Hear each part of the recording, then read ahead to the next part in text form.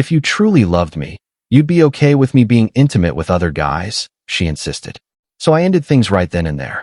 The man she picked vanished on her after just 3 weeks, and now she claims she made a terrible error, pleading for me to take her back. Hey everyone, before we dive into the rest of this story, please remember to subscribe to the channel and tap the like button if you enjoy hearing accounts like these. Appreciate it. The engagement ring was tucked away in my sock drawer, concealed inside a hollowed-out edition of the Count of Monte Cristo. It was a classic, vintage-inspired cushion-cut diamond, the very one she'd pointed out in a jewelry store window half a year earlier, before everything shifted. If someone had asked me a month ago, I would have said I was the most fortunate man alive. My girlfriend Sarah and I had been together for 4 years. We shared the sort of connection most people dream about, a deep, comfortable love shaped by silly private jokes, forever captured in memories like the infamous mustard disaster of 2022 and a perfectly coordinated shared calendar. I'm an architect. I create structures meant to endure. I plan foundations, load-bearing elements, and long-term visions. I was applying the same principles to our future. I had the ring. I had the 5-year roadmap. I even maintained a hidden folder on my computer filled with real estate listings for homes on the outskirts of the city, properties with modest yards for the dog we'd always talked about adopting. Then, roughly 2 months back, Sarah attended her Ascend retreat. It was one of those expensive weekend empowerment courses, costing $1,000, led by a guy with a top knot and an overinflated sense of importance. His name was Liam. I'd seen his photo on her newly hyper-spiritual Instagram account. He looked like the type who sold knockoff sneakers while branding himself a visionary. Initially, I encouraged her. She'd been let go from her marketing position 6 months before, and it had crushed her. I remembered her crying against my shoulder, her self-esteem in pieces. I comforted her, ran my fingers through her hair, and reminded her, "You're not facing this alone, Sarah. It's you and me. We'll get through it together." I covered rent and all expenses during those months without hesitation, prepared meals every evening, and urged her to take whatever time she needed. So when she wanted to dip into our joint savings for the Ascend program, I agreed. I believed it would help her regain her footing. Instead, it began to tear us apart. The Sarah who returned was unrecognizable. She grew distant and started speaking in strange, unfamiliar terms. Everything revolved around energetic discord or creating sacred space. If I asked something straightforward like, "Did you take out the garbage?" I'd hear, "I don't have the emotional capacity for that right now, Mark. You have to honor my personal reality." I'd try to crack one of our old jokes to lighten the mood, and she'd offer a patronizing half-smile, as if I were someone she'd moved beyond. "What's happening with you?" I asked one evening about a week ago. She let out a dramatic, exaggerated sigh. "I'm simply on a new path now, Mark. I'm uncovering my genuine self. The inner work I'm doing with Liam, it's transformative. You're just not spiritually advanced enough to comprehend it." "Not advanced enough," I echoed, the phrase tasting bitter. "I'm the one who clears your hair from the shower drain." "What exactly does advanced look like?" She merely shook her head, and that was the end of it. A barrier had formed between us, with her on one side embracing her reality, and me on the other, stuck with mundane tasks like the trash. I convinced myself it was temporary. I believed the real Sarah was still there, and that the ring hidden in my drawer would snap her out of it. I was naive. It happened on a Tuesday evening. I'd just received a major promotion at the office. I arrived home eager to celebrate, perhaps uncork that special bottle of wine we'd been saving. I was reconsidering the ring again, thinking maybe it was time to propose sooner. I entered the apartment, and she was lounging on the couch, illuminated by the glow of her phone, scrolling without pause. "Hi," I said, setting my keys in the entry bowl. "I've got exciting news." "Hmm? Oh, nice," she replied, eyes still fixed on the screen. I'd prepared dinner, her once favorite pasta recipe. I served it, placed it on the table, and waited. She stayed put. "Sarah? Food's ready." She exhaled heavily, as though I demanded she decipher a complicated equation. She set her phone face down and joined me at the table. She poked at the pasta with her fork. So my design got greenlit. I began, attempting to spark some energy in the room. The partners called me in, and, "Mark," she cut in, tone flat. "I have to discuss my personal growth." I paused, fork suspended. "All right, what about it?" "My growth," she continued. And the framework of our partnership. I stared. Our what? Our living situation. Our relationship, Mark, the boundaries of it. She inhaled deeply, arranging her expression into one of calm, superior insight. It was the look she wore when sharing her latest revelations. The guidance I'm receiving from Liam focuses on dismantling oppressive, traditional norms, she explained, as if reciting lines. Monogamy is one of those norms. It stems from possession and scarcity. It isn't rooted in abundance. My path is rooted in abundance. My gut turned to ice. I lowered my fork. Sarah, what are you saying? I'm speaking about my authenticity, she replied, a slight sharpness creeping in. I've formed a profound emotional, spiritual, and intellectual bond with Liam. He truly sees me. He's guiding me through this. The breath caught in my throat. My promotion, the ring, everything faded. Are you asking permission to be with him physically? She let out a dismissive snort, an abrupt, unattractive noise. You're so simplistic, Mark. It isn't just physical. It's growth. It's allowing me to experience every aspect of myself without confinement. Honestly, it could strengthen us. It would make me a more complete partner for you. The reasoning was so warped, so completely self-centered, that words failed me. I simply looked at her. I looked at the woman I'd comforted through her job loss. The woman I'd planned a lifetime with. And I felt emptiness. A switch flipped inside me. All warmth evaporated. No, I stated. My tone was low, but it sliced through the silence. What? The answer is no. That's non-negotiable, Sarah. I'm not changing into someone who accepts that. Her composed mask shattered completely. Her face, previously serene and superior, contorted into raw anger. This was the authentic Sarah emerging from behind the jargon. This proves my point, she barked, voice escalating. Your jealousy. Your need to control. You're trying to trap me. You're treating me like property, just like you treat this apartment as yours. Just like you treat everything. I'm not trying to control you, Sarah. I simply don't want an open arrangement. But it's what I require for fulfillment, she shouted, rising to her feet. You don't understand. You say you love me, but you're too fragile and suspicious to truly love anyone. She was heaving, eyes blazing. Then came the phrase that destroyed everything. If you loved me, you'd let me be with other men. You'd want my happiness. A heavy silence followed. The refrigerator's hum filled the void. I studied her, truly studied her. The woman I'd loved had vanished. She'd been replaced by this entitled, misguided stranger standing in my kitchen, requesting permission to stray like it was casual. She stood there, chest heaving with righteous fury, expecting me to crumble. Expecting tears, shouting, or pleading. Expecting proof of her accusations. Instead, I gave her something unexpected. I smiled. A small, tight, sorrowful smile. You're correct, I said, tone steady. Her expression softened instantly into triumphant arrogance. She believed she'd prevailed. There, she said, voice thick with superiority. I knew you'd come around. I knew you could grow if you just... No, I interrupted. The smile vanished. You're correct that I no longer love this version of you. I don't recognize this version. The woman I loved wouldn't need to wound me to feel fulfilled. She wouldn't label commitment a prison. So we're finished, Sarah. Her triumph dissolved into stunned disbelief. What? She stammered. What did you just say? We're finished. Done. You're free. You can pursue growth and exploration with Liam or anyone else. You can achieve whatever fulfillment you seek. But you won't do it while living here and calling yourself my partner. I rose, went to the hall closet, and retrieved my jacket along with my pre-packed gym bag.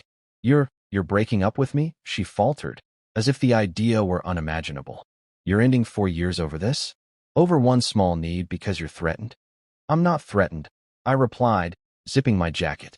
I simply value myself. And you just informed me I'm insufficient. I'm accepting your assessment. Mark, you can't mean this. You're committing a massive error. You made the decision, Sarah. You simply lack the courage to end it. So I'm doing it for you. I took my keys from the bowl near the door. I'll crash at my brother's. I want you moved out by the weekend. Leave the key on the counter. Mark, hold on, she cried, panic and rage blending. You're just leaving? You'll regret this.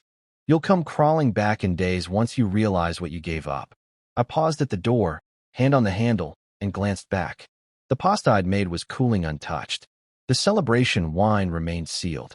The only regret I have, I said, voice perfectly even, is spending money on the ring hidden in my drawer.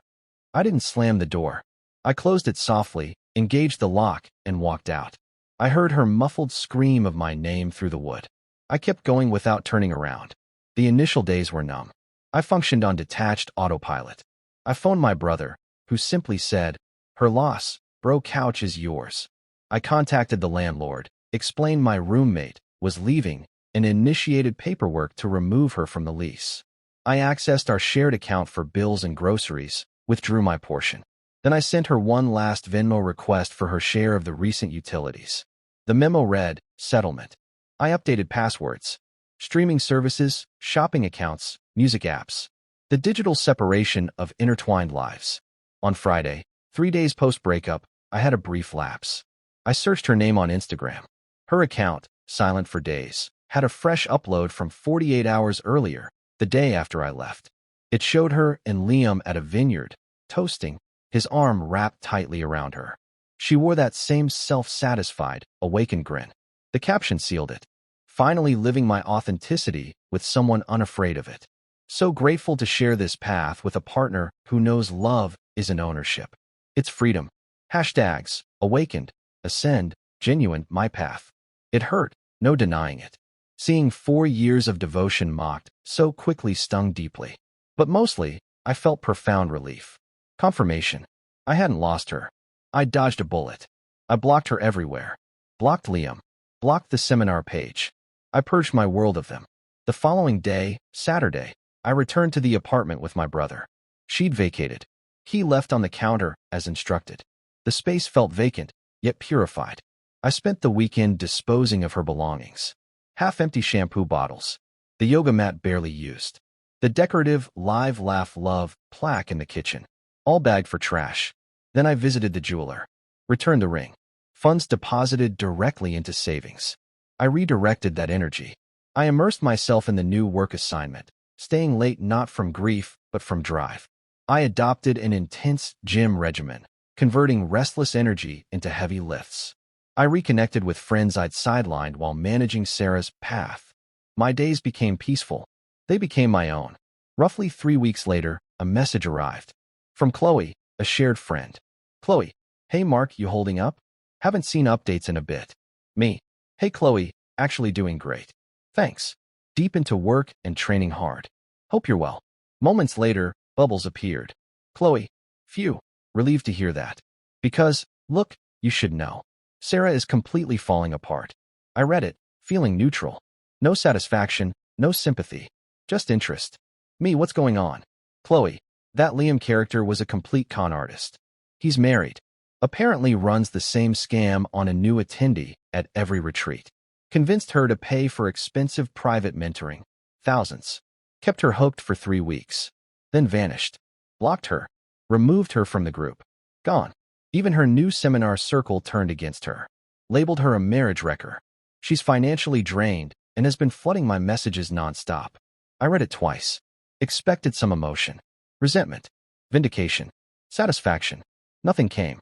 It felt like reading about a distant stranger. Me, that's rough for her. Then added, anyway, you and Mike still doing trivia next week? Think I can join. For the next week after Chloe's update, radio silence.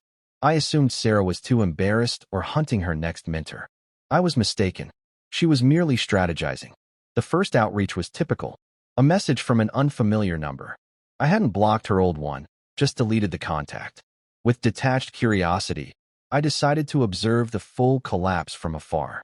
I wanted to witness the fallout safely. Unknown. Hey, I was in the kitchen, mixing a protein shake after training. I glanced at the text, ignored it, resumed blending. 5 minutes later, another. Unknown. I know you know what happened. Can we talk, please? I sipped my shake. An hour passed, then the first fracture. Unknown. Mark, I miss you terribly. I was so foolish. I renamed the contact. Ignore. Next day, escalation. Unable to reach me directly, she targeted potential guilt. Phase 2, proxies. I was at my desk, focused on final drawings for the new assignment. Phone rang, unknown caller. Assuming work, I answered professionally. Mark speaking. Mark? Thank goodness. It's Carol, Sarah's mother. My temperature plummeted. She'd always been polite, but conditionally, like I was approved only as a stable provider. "Hi, Carol," I said, all warmth gone. "Mark, I'm deeply concerned about Sarah." Her voice was cloyingly sweet, pitched high. "She's barely eating. She's devastated. That horrible man. What he did is unforgivable. She confessed everything to me. He manipulated her completely. Already rewriting history. Sarah wasn't responsible. She was deceived, and I was meant to save her. She needs you, Mark," Carol begged. "She adores you. She was just misled by that predator. She realizes her error. She needs her anchor again." I leaned back, eyeing the precise lines of structural plans on my monitor. "I'm sorry she's struggling, Carol," I replied, tone like steel. "But that's no longer my responsibility. We're through." The syrupy tone vanished. "No longer your responsibility?" she snapped, true colors emerging, sharp, demanding. "After all we've done for you? After welcoming you into our family? You'll abandon her at her lowest? After she was exploited? What sort of man does that?" I offered no defense, no debate, no clarification. The sort who refuses to be undervalued. I said, "Please don't contact me again, Carol." I ended the call, blocked the number, took a drink of water and resumed drafting a critical support beam. Phase 3, total breakdown. It arrived 3 evenings later. I was at the gym, hitting a new personal best on deadlifts. The world narrowed to iron, grip, and gravity. When I racked the bar, breathing hard and buzzing with adrenaline, I checked my phone. 6 missed calls from Ignore. 1 new voicemail. I inserted earbuds, started a cool-down walk on the treadmill, and played it. "Mark, please answer." Her voice was shredded, frantic. Background noise suggested outdoors, wind, cars. I'm outside your place. I wasn't home, a quiet irony. "I know you're there. Pick up. I'm begging. I'm so sorry." She broke into heaving sobs. "I'm sorry. I'm awful, I know. I was an idiot. I was so stupid. I made a terrible mistake." There it was. The admission. That guy. That fraud. He was nothing, she wailed. "It was always you, Mark. Always you. I was lost, and he exploited me." The treadmill droned steadily. "I'll do whatever it takes. Therapy. New job. Sell my belongings. Anything. I just need you. I can't go on without you. I love you. Please, Mark, call me. I love you." It ended with raw, guttural crying. I heard every second. Pulse normalizing. No rage. No compassion. Nothing. She wasn't remorseful for her actions. Only for their failure. I pressed 7. Voicemail erased. Pocketed the phone, toweled off, and headed home. The confrontation came 2 nights after. She'd tracked my routine. Waited. I was returning from the office after a rewarding day. I'd officially received the promotion, corner office, substantial raise. Wearing a sharp new suit. Feeling strong. Confident. Carrying my briefcase and a bag of nutritious takeout. As I approached the building entrance, a shape emerged from the shadows. Mark. It was Sarah, but not the radiant, superior Sarah from the vineyard picture. This Sarah was ruined. Hair greasy and piled messily. Wearing days-old stained loungewear. Face swollen. Eyes raw and inflamed. She embodied regret, made flesh. The balance of our 4-year dynamic inverted instantly. She saw me, polished, successful, and registered all she discarded. I saw her, wrecked, and felt only the desire to enter my home and eat. "Sarah." My voice was even. I kept moving, angling around her toward the entry scanner. "You shouldn't be here. This is private property. Leave." "No. Wait." She grabbed my arm, the one with the briefcase. Her hold was feeble, clinging. "Please. Just face me. Mark, look at me." I halted, turned, looked. "I'm looking, Sarah. I'm destroyed," she sobbed, tears renewing. "I'm shattered. Don't you care at all? See what he did. See what he turned me into." "No." My voice was soft but final. "He didn't force you. You chose this." I carefully removed her fingers from my sleeve. "But I love you," she protested, volume rising toward panic. "That's what I'm saying. I made the worst mistake ever. But I love you. I'll show you. Name it. I'll do it. Anything, Mark. I'll be the ideal partner again. I promise. I'll become whoever you need." This was the ultimate moment. The decisive trial. The former me might have weakened. The former me would have seen tears, felt obligation, and tried to repair her. But that version was dead, buried beneath iron plates and fresh designs. "I'm content now, Sarah," I said. The plain truth lingered between us. "What?" She breathed. I prioritize my calm. I value the existence I've created since you exited. I met her gaze directly, emotion absent. What you're experiencing isn't love. It's consequence. You're not weeping for me. You're weeping because your backup plan collapsed. She flinched as though struck. No, that's not. You established the standard for love, Sarah, I continued, stopping her. You defined it that night in the kitchen. You said, if you loved me, you'd support what brings me joy. I indicated my suit, the secure entrance behind me. My world. I'm joyful now. My days are serene, structured, mine. So if you ever cared for me, truly, you'll respect that happiness. You'll walk away. I heard her gasp sharply. The crying ceased. I knew the shift was coming. The spirituality vanished. The victim narrative vanished. Now pure essence. You heartless jerk. Her voice dropped to a venomous whisper. You unfeeling monster. After everything, you're empty. You'll die alone. You're too limited to ever love properly. I didn't turn. The scanner beeped, and the glass door unlocked with a gentle click. Goodbye, Sarah. I stepped into the bright, welcoming lobby. The door closed and locked with a solid, conclusive thud. I didn't glance back at her figure in the darkness. No need. I proceeded to the elevator, selected my floor, and texted my brother. Got Thai. You want some? By the time the doors opened, she was already fading into a regrettable chapter behind secured glass.